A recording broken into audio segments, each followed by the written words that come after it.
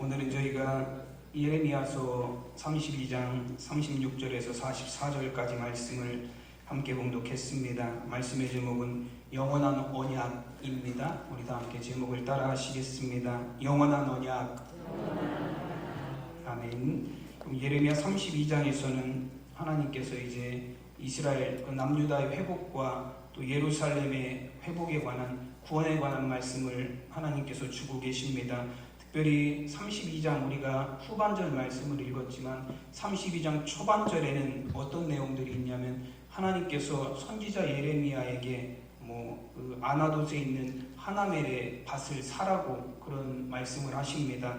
예레미야 32장 6절에서 7절까지 말씀해 보시면 예레미야가 이르되 여호와의 말씀이 내게 임하였느니라. 이르시기를 보라, 내 숙부 살룸의 아들 하나멜이 내게 와서 말하기를 너는 아나돗에 있는 내 밭을 사라. 이 기업을 물을 권리가 내게 있느니라 하리라 하시더니 라고 말씀합니다. 여러분, 예레미야 선지자에게 하나님께서 밭을 사라고 말씀하세요. 네가 저기 아나돗에 있는 내 숙부의 아들 하나멜의 밭, 내가 기업물을 권리를 가졌으니 가서 그 밭을 그가 너에게 그 밭을 팔러 오면 네가 그 밭을 가서 사라 말씀하십니다. 여러분, 예레미야에게 하나님이 이 말씀을 하신 시점을 보면 예레미야 32장 1절 말씀에 보면 유다의 시드기 왕 10번째 해다라고 그렇게 말씀합니다.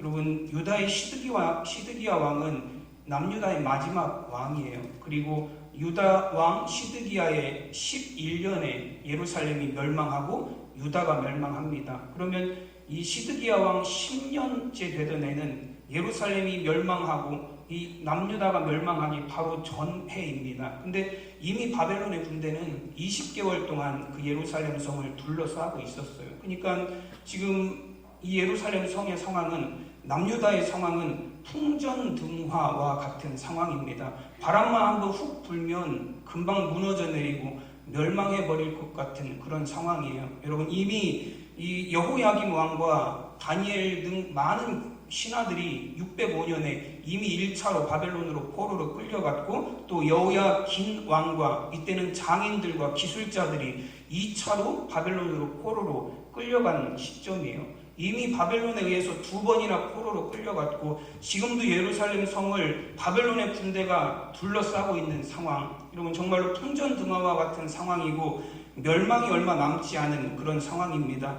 그래서 오늘 36절에서도 예루살렘 성에 대해서 뭐라고 표현합니까? 말씀해 보시면 그러나 이스라엘의 하나님 여호와께서 너희가 말하는 바 칼과 기근과 전염병으로 말미암아 바벨론 왕의 손에 넘긴 바 되었다 하는 이 성에 대하여 이와 같이 말씀하시니라. 여러분, 예루살렘 성은 이미 칼과 기근과 전염병으로 말미암아서 바벨론 왕의 손에 넘긴 바 되었다라는 거예요. 이미 멸망한 거나 마찬가지다라는 말씀이에요. 이미 예루살렘은 끝이 난 거나 마찬가지다라는 말씀입니다. 여러분, 지금 가끔 뉴스를 보시면 아프가니스탄이 이제 탈레반에 의해서 정권이 완전히 교체가 됐습니다. 그 여파로 인해서 지금 나라가 망하니까 아프가니스탄에 있는 백성들은 어떻게 해서든지 빠져나가려고 그래요. 그래서 아프가니스탄하고 국경을 하고 있는 나라가 파키스탄이에요. 근데 그 파키스탄 국경에 너무 많은 아프가니스탄 백성들이 몰려들어서 통제한다. 지금은 더 이상 여기로 갈 수 없도록 더 이상 우리나라가 받지 못하겠다라고 해서 국경 통제를 지금은 해놓은 상황이라고 합니다. 여러분, 우리나라에도 충북 진천에 아프가니스탄 난민 391명 이제 실제로 우리나라와 관련된 업무들을 보던 아프가니스탄 사람들이에요. 그 사람들을 우리나라의 충북 진천에 받아들여서 지금 그 사람들이 살아갈 공간을 우리나라에서도 마련해 주었습니다. 어떻게 해서든지 나라가 망하면 사람들이 뭘 해야 돼요? 어떻게 해서든지 빠져나가서 내 살 길을 마련해야 되는 거예요. 그 아프가니스탄의 미군 수송기들로 옮기는 장면을 보면 여러분 정말로 끔찍한 장면 보셨을 거예요. 비행기 안에 들어가지 못하니까 사람들이 어디에 타죠? 비행기 날개 밑에 바퀴하고 날개 사이에 공간이 있어요. 거기에 올라탔어요. 거기에 올라타면 어떻게 되죠? 비행기가 높이 뜨면 떨어져요. 그건 당연한 일이에요. 여러분, 비행기가 높이 뜨면 어느 정도 고도 이상 올라가면 거기 뭐 영하 30도, 40도로 기온이 떨어지고요. 바람이 뭐 초속 얼마로 불고 도무지 거기서 버틸 수 있는 재량이 없어요. 그래서 신문 기사에도 보니까 비행기에서 뭐가 점 같은 게 뚝뚝 떨어져요. 그 점이 뭐냐면 사람이 떨어지는 거예요. 왜 그렇게 나라를 그렇게 해서라도 빠져나가려고 합니까? 나라가 망했기 때문에 그래요. 정권이 바뀌어서 살 수가 없는 나라가 되었기 때문에 그렇습니다. 지금 아프가니스탄은 은행 앞에는 돈을 찾으려는 사람들로 인산인해를 이루고 있다는 거예요. 어떻게 해서든지 돈을 찾고 재산을 다 처분해서 나 살 길을 찾고 도망가야 된다는 거예요. 그럼 나라가 망한다라는 상황은 이런 상황이에요. 있는 땅도 팔고 도망가야 될 그런 상황이 나라가 망하는 시기입니다. 근데 하나님께서는 오히려 지금 이 예루살렘은 남유다는 바벨론에 의해서 통전등화 곧 망할 것 같은 그런 상황인데 하나님께서는 선지자에게 오히려 뭐라고 말씀하시죠? 가서 밭을 사라. 거꾸로 말씀하셔야 되는 거 아닌가요? 너 있는 밭 있으면 다 팔아서 현금을 마련해라. 금을 마련해라. 그렇게 얘기해 주셔야 될 것 같은데 하나님께서는 선지자에게 오히려 밭을 가서 사라고 말씀하세요. 이제는 망할 나라, 이제는 바벨론에 의해서 함락되어 버릴 그런 나라, 이제는 바벨론의 군대가 둘러싸고 있기 때문에 얼마 버티지 못할 그런 상황에서 하나님은 오히려 밭을 사라고 말씀하십니다. 그리고 밭을 사라고만 하시는 것이 아니라 그 밭을 네가 샀다라는 걸 공증하고 증인들을 세우고 그리고 서기관을 통해서 네가 확실하게 백성들 앞에 다 보이라고 말씀하세요. 예레미야 32장 12절 말씀입니다. 나의 숙부의 아들 하나멜과 매매 증서에 인친 증인 앞과 시위대들에 앉아있는 유다 모든 사람 앞에서 그 매매 증서를 마세야의 손자 네리야의 아들 바룩에게 붙이며 라고 말씀합니다. 그럼 하나님께서는 예레미야 선지자가 그 산 밭에 매매 증서를 바룩에게 모든 유다 사람들 앞에서 거기서 그 증서를 공증하고 바룩에게 붙이라고 말하였습니다. 그럼 바룩에게 붙이라는 건 바룩에게 주라는 의미예요. 그럼 이 매매 증서를 공증했다라는 거예요. 모든 유다 백성들이 보는 앞에서 이 계약이 확실하게 이루어졌음을 증인을 세웠다라는 것을 의미합니다. 그럼 바룩이라는 사람은 서기관이었습니다. 그래서 왕정 시대의 서기관들은 국가 주요 문서들을 기록하고 정리하고 보관하는 일, 이 문서에 관한 일들은 다 이 서기관들이 담당했어요. 그러니까 밭을 사고 파는 매매하는 증서도 누가 관리를 하는 거예요? 서기관들이 관리를 하는 거예요. 그래서 서기관이 거기에다가 도장을 찍으면 공증이 되는 거예요. 이 사람 예레미야가 하나멜로부터 이 아나돗에 있는 이 밭을 언제 어떻게 샀습니다라고 공증이 되는 거예요. 그럼 모든 백성들 앞에서 그리고 서기관이 확실하게 도장을 찍어서 예레미야가 밭을 샀다라는 사실을 공증하였습니다. 많은 사람들이 이 선지자가 하는 행동을 보면서 여러분 선지자가 행동 하나하나를 하는 건 항상 사람들의 관심이에요. 항상 사람들이 선지자의 행동 하나하나를 바라보게 되어 있습니다. 왜냐하면 선지자는 그냥 행동하는 게 아니라 무엇에 의해서 행동하기 때문에 그래요? 하나님의 말씀이 주어지는 대로 행동하기 때문에 그렇습니다. 그럼 하나님의 사람들이 살아가는 삶의 모습이라는 건 그런 거예요. 하나님이 나에게 말씀하시는 대로 하나님이 나에게 말씀을 주시는 대로 살아가는 것이 하나님의 사람들의 삶이에요. 그러면 선지자의 삶도 마찬가지로 왜 선지자가 이렇게 망하는 시기에 밭을 사는가, 나라가 다 멸망한 시기에 밭을 사는가 하는 게 사람들의 관심거리가 되었습니다. 그리고 거기에 대해서 의구심을 품었을 거예요. 나라가 망해가는데 왜 선지자가 땅을 사고 왜 그 땅을 사서 백성들 앞에서 매매 증서를 다 보여주고 성문 앞에서 샀다고 공표하고 그리고 서기관 바룩을 불러서 그 매매 증서를 공증까지 하는가? 왜 그리고 그 증서들을 항아리에 잘 넣어서 그걸 왜 오래도록 보관하는가? 나라가 망하면 오래도록 보관해봐야 그게 뭐예요? 아무 소용 없는데요. 여러분 예레미야 32장 14절 말씀해 보시면 만군의 여호와 이스라엘 하나님께서 이와 같이 말씀하시기를 너는 이 증서 곧 봉인하고 봉인하지 않은 매매 증서를 가지고 토기에 담아 오랫동안 보존하게 하라 말씀하십니다. 그럼 토기에 담아서 오랫동안 보존하라는 건 토기에 담아서 뭐 하라는 거예요? 땅에 묻어두라는 거예요.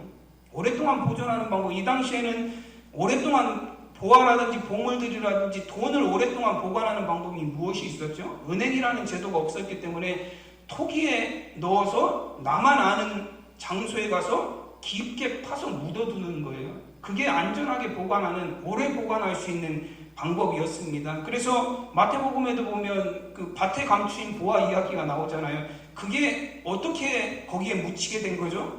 누군가가 내 보화를 아무도 모르게 거기에 묻어두었다가 자신도 그걸 파낼 기회를 얻지 못한 거예요. 뭐 급작스럽게 죽었다든지 아니면 무슨 일이 생겼다든지 해서 내가 묻어놓은 보화를 거기다 그냥 감춰두고 다른 사람이 발견하게 된 거예요. 여러분, 아무리 항아리에 좋은 보화를 담아서 묻어놓아도 나라가 망하고 포로로 끌려가고 그럼 다 뿔뿔이 흩어지게 되면 그 묻어놓은 매매 증서가 무슨 소용이 있겠습니까?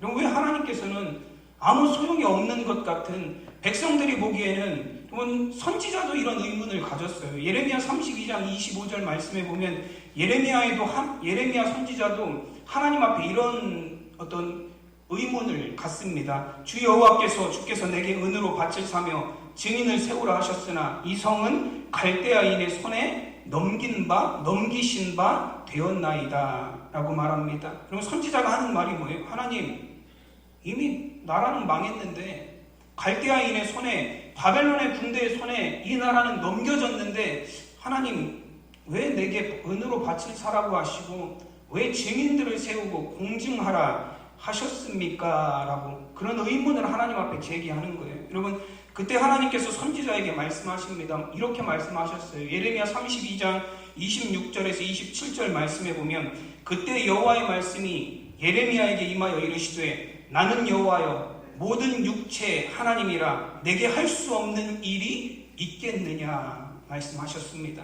이 한마디 말씀에 모든 의문이 다 해결이 되는 거예요.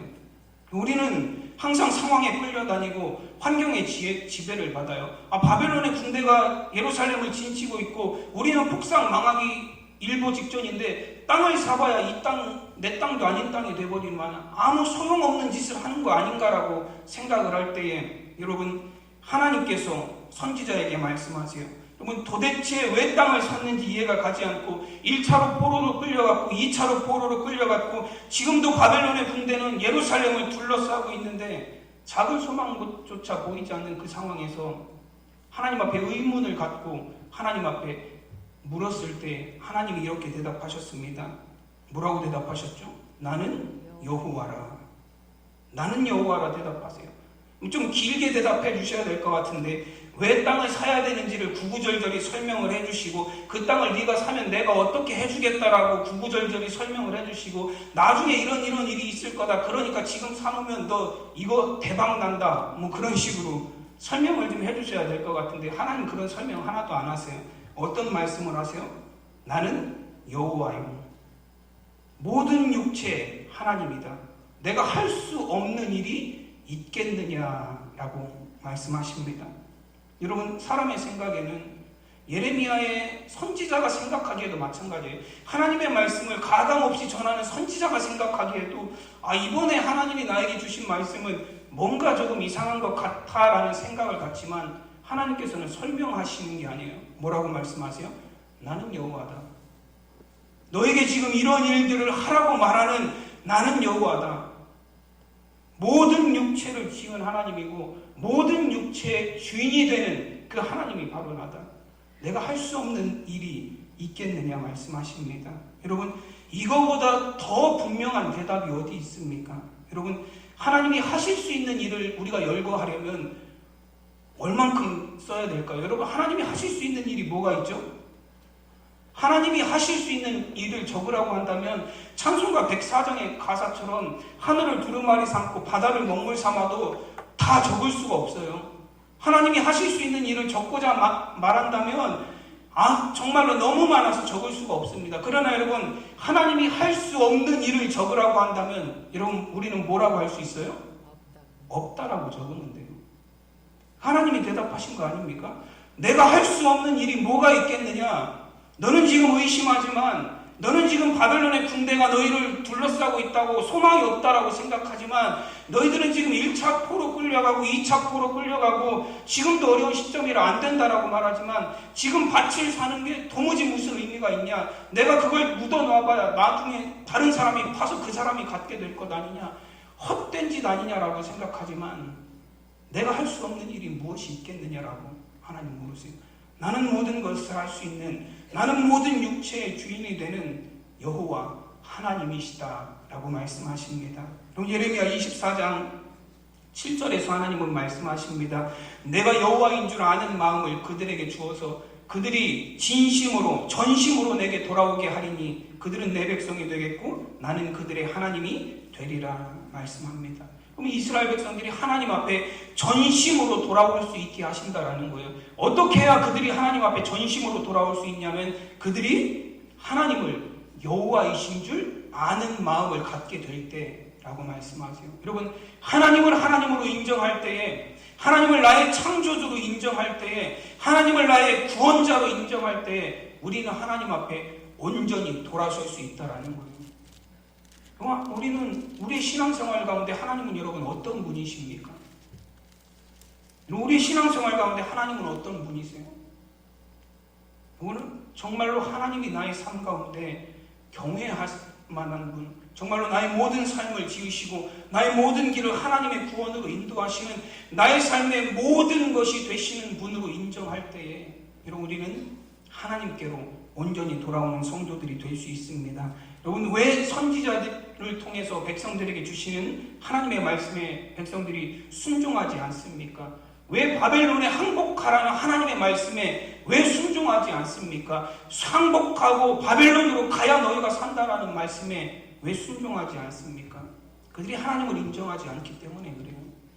하나님이 하실 일들을 인정하지 않기 때문에 그렇습니다. 하나님을 바로 알지 못하기 때문에 그래요. 하나님이 여호와이심을 온전히 알지 못하기 때문입니다. 예레미야 16장 21절에서 말씀하세요. 여호와께서 이르시되 보라 이번에 그들에게 내 손과 내 능력을 알려서 그들로 내 이름이 여호와인 줄 알게 하리라 말씀하십니다. 여러분, 이 말씀은 예레미야가 하나님 앞에 기도한 이후에 하나님이 그 응답으로 주신 말씀이에요. 예레미야가 하나님 앞에 어떤 기도를 드렸냐면 예레미야서 16장 19절에서 20절 말씀에 보면 예레미야가 이런 기도를 하나님 앞에 드려요. 민족들이 땅끝에서 주께 이르러 말하기를 우리 조상들의 계승한 바는 허망되고 거짓되고 무익한 것뿐이라 사람이 어찌 신 아닌 것을 자기의 신으로 삼겠나이까 하리이다 라고 말합니다. 여러분, 예레미야가 하나님 앞에 기도할 때 이런 내용을 기도했어요. 나중에 민족들이 땅끝에서부터 주님 앞에 와서 말하기를 우리 조상들은 왜 거짓되고 허망하고 무익한 것들을 우리에게 물려주었습니까? 사람이 어떻게 신이 아닌 것을 자신의 신으로 삼을 수 있습니까? 어찌 하나님이 아닌 허무하고 거짓되고 무익한 것들을 신이라고 섬기고 그것을 우리에게 물려줄 수 있습니까? 라고 물어본 거예요. 그런 기도를 하나님 앞에 드린 거예요. 그때 하나님께서 말씀하시는 거예요. 그들이 참 하나님이 참신이 누구인지 알지 못했기 때문이다. 이제 내가 내 손과 내 능력을 펴서 내가 참 하나님이고 참 신임을 그들에게 알게 하겠다 말씀합니다. 그러면 그들이 나에게로 돌아올 것이다 라는 거예요. 여러분, 나는 여호와이니라 이 말씀이 예레미야에게 주신 하나님의 응답이었습니다. 왜 밭을 사야 되는지, 나라가 멸망하려고 하는데 왜 하나님이 이런 명령과 말씀을 내게 주시는지 이해할 수 없는 상황에서 주신 말씀이에요. 나는 여호와니라 모든 육체의 주인이니라 내가 할 수 없는 일이 무엇이 있겠느냐. 이 말씀은 어떤 말씀이에요? 즉 그 밭을 내가 사서 소유할 수 있도록 너희들을 회복시키시겠다라는 거예요. 지금은 비록 암담한 상황이지만 너희를 내가 반드시 이 땅에 돌아오게 하시겠다라는 하나님의 언약이고 하나님의 증거가 그 밭을 사는 행동을 통해서 선지자를 통해서 나타나고 보여지고 있다는 것을 의미합니다. 여러분, 이것은 예레미야에게 주시는 말씀이고 당시 유다 백성들에게 주시는 말씀이기도 하지만 오늘 이 시대를 살아가는 우리에게도 주시는 말씀이신 줄로 믿습니다. 그럼 우리가 보기에는 소망이 없는 것 같아 보이지만, 우리가 보기에는 정말로 낙심되는 상황인 것처럼 보이지만, 우리가 의지하는 분은 하나님, 여호와이십니다. 여러분, 그래서 우리의 믿음이 흔들리지 않을 수 있다라는 거예요. 여러분, 우리가 하나님 앞에 물어요. 하나님, 정말로 안 될 것 같아요.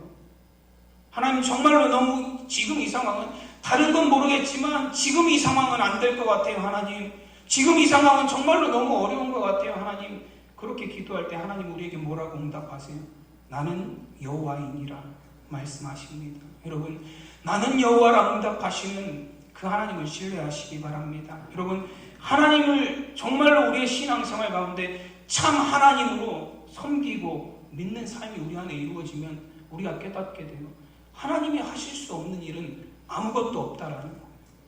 하나님이 할 수 있는 일은 우리가 아무리 적어도 끝이 없다라는 거예요. 여러분, 그 하나님을 신뢰하는 저 여러분이 되시기를 바랍니다. 여러분, 우리가 낙심될 때마다, 우리가 어려운 일을 만날 때마다, 여러분, 때로는 우리가 믿음을 갖고도 흔들리는 일을 닥칠 때마다 여러분, 이런 질문을 한번 해보세요.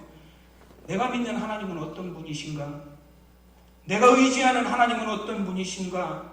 내가 믿고 의지하는 그 하나님이 하실 수 없는 일이 무엇이 있는가? 여러분, 그 질문을 떠올려 보시기 바랍니다. 그러면 우리는 반드시 다시 하나님으로 말미암아 일어설 수 있는 줄로 믿습니다. 다시 하나님으로 말미암아 그 어려움과 고난 가운데서도 소망을 갖게 될 줄로 믿습니다. 오늘 37절에서 이렇게 말씀합니다. 보라, 내가 노여움과 분함과 큰 분노로 그들을 쫓아보내었던 모든 지방에서 그들을 모아들여 이곳으로 돌아오게 하여 안전히 살게 할 것이라 말씀합니다. 여러분, 나라가 망하는 바로 그 시점에 하나님은 무엇을 말씀하세요? 회복을 말씀하세요. 여러분, 남유다가 바벨론의 군대에 의해서 짓밟혀가는 그런 상황에서 하나님은 뭘 말씀하시냐면 구원을 말씀하십니다. 회복을 말씀하시고 그들에게 소망을 말씀하시고 다시 되돌아올 것이라 말씀하십니다.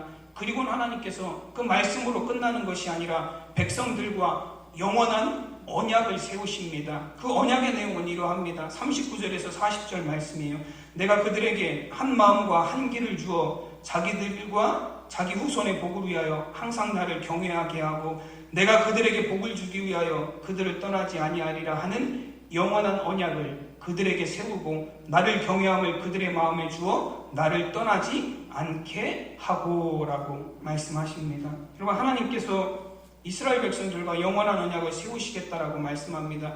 그 영원한 언약은 크게는 두 가지예요. 이스라엘 백성들이 나를 떠나지 않게 하고 또 하나님도 이스라엘 백성들을 떠나지 않으시겠다라는 약속이에요. 여러분, 그 두 가지를 한 가지로 정리하면 뭐죠? 너희가 하나님을 경외하는 한 나는, 나 여호와는 결코 너희를 떠나지도 않고 버리지도 않겠다라는 거예요.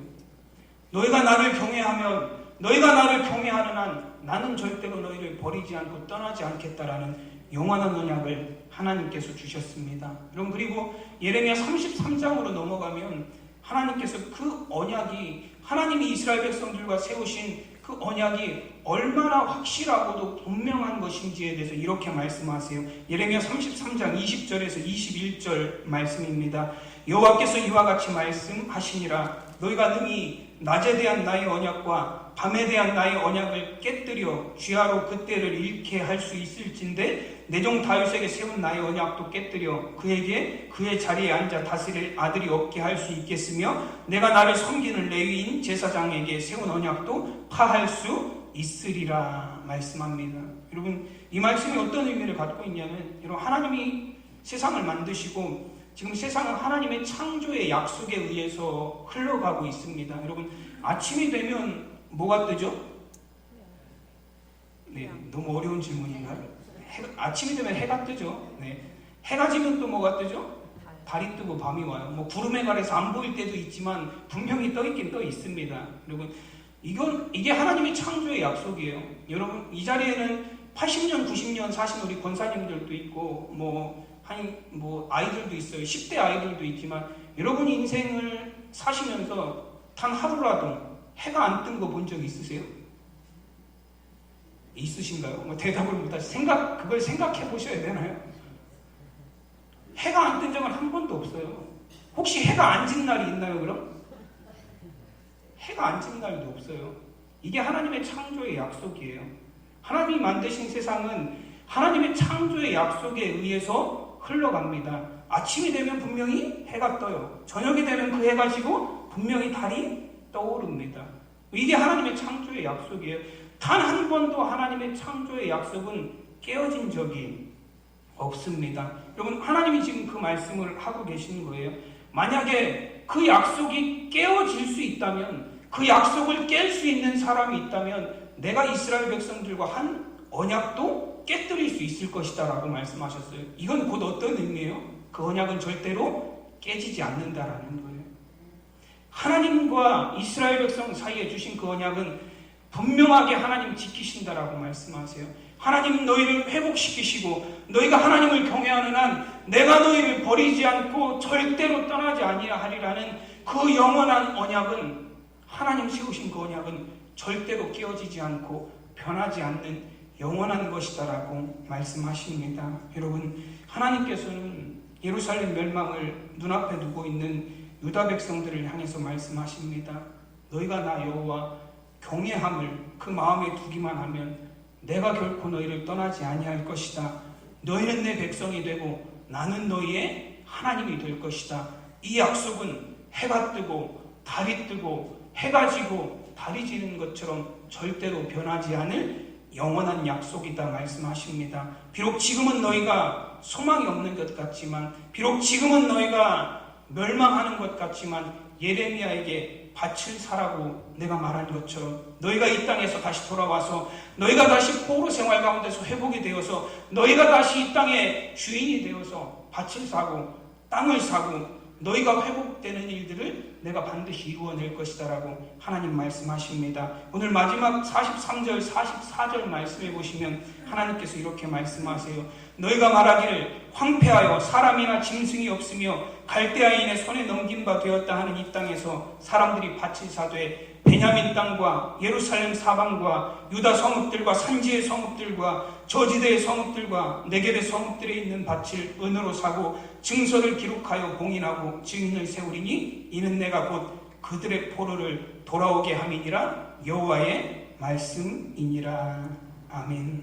여러분, 하나님을 경외하는 너희를 결코 떠나지 않으리라는 영원한 언약, 회복의 약속을 하나님께서 이스라엘 백성들에게 주셨습니다. 여러분, 우리의 삶 가운데도 하나님 이런 영원한 언약을 주신 줄로 믿습니다. 여러분, 우리가 하나님을 경외하는 마음을 잃지 않는다면 여러분, 세상의 어떤 고난 가운데서도 어떤 어려움 가운데서도 여러분, 하나님은 반드시 우리와 함께 하시고 우리를 그 고난에서 건지시고 구원하실 줄로 믿습니다. 그러므로 하나님을 경외하는 것이 복입니다. 여러분, 하나님을 경외함으로 늘 하나님과 동행하며 영원한 언약에 머무시는 저와 여러분의 삶이 되시기를 간절히 축원합니다. 기도하겠습니다.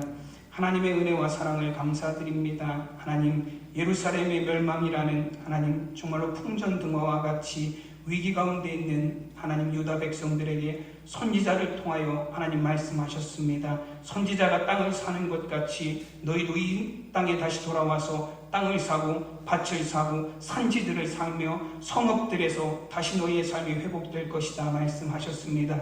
너희가 하나님 경외하는 마음을 잃지 않으며 내가 반드시 너희와 함께하며 너희를 떠나지 아니하며 너희를 반드시 회복시키시고 구원하리라 말씀하여 주셨습니다. 하나님이 맺으신 그 언약은 하나님 해가 뜨고 해가 지는 것처럼 달이 뜨고 달이 지는 것처럼 결코 변함이 없는 창조의 약속이라 말씀하셨습니다. 하나님, 우리와 함께 하시는 하나님, 우리가 하나님을 경외하는 마음을 갖고 살아갈 때에 늘 우리와 동행하시는 그 하나님을 우리가 신뢰하는 삶이 되게 하시고 그 하나님으로 말미암아 그 하나님을 경외함으로 말미암아 주님이 주시는 참된 복을 누리며 영원한 언약을 가지고 살아가는 우리 성도들의 삶이 될 수 있도록 주님 인도하여 주시옵소서. 감사하며 우리 주 예수 그리스도 이름으로 기도드리옵나이다.